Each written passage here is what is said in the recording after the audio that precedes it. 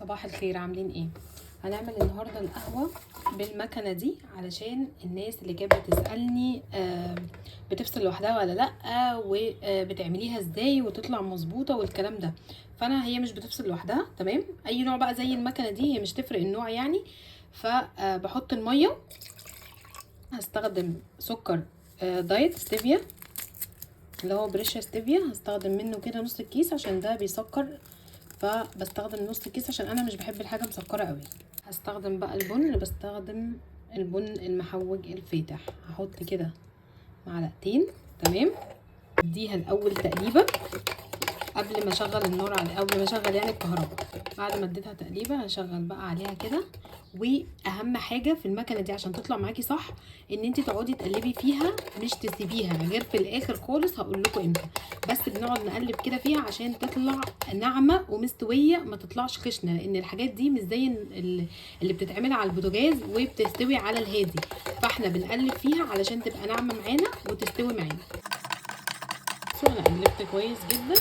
بعد كده بسيبها، اول ما تبتدي كده تعمل من الجناب تفور زي كده، تمام. ببتدي ثانيه واحده وبعد كده بقفل عليها، علشان لو فارت اكتر من كده مش هتطلع معانا وش اهو. بس احنا اتاكدنا ان احنا قلبنا كويس، وهتبقى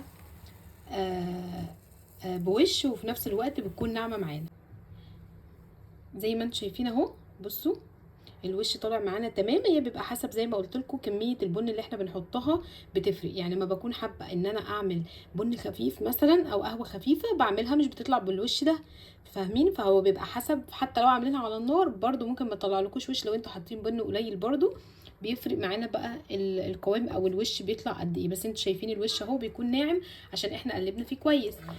الطبق بتاعنا، وتعالوا بقى نحط جنبها سناكس كده ينفع معانا في الاكل الصحي. بصوا انا عندي هنا عجوه او التمر هاخد منه 3 وحدات، بس انا عندي هنا كانت طريه يعني تمر طري خالص، فهاخد كده ممكن 1 أو 3 عشان نمشي كده بالايه بالسنه.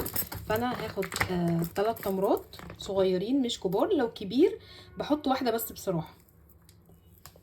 اهي التانية واهي التالتة، بس هي عشان تمر زي ما قلت لكم. طار عليهم بقى معلقه صغيره، نص معلقه كده صغيره من الطحينه الخام او زبده الفول السوداني اهو. بصوا برشهم عليهم كده بيبقى طعمهم خطير مع القهوه.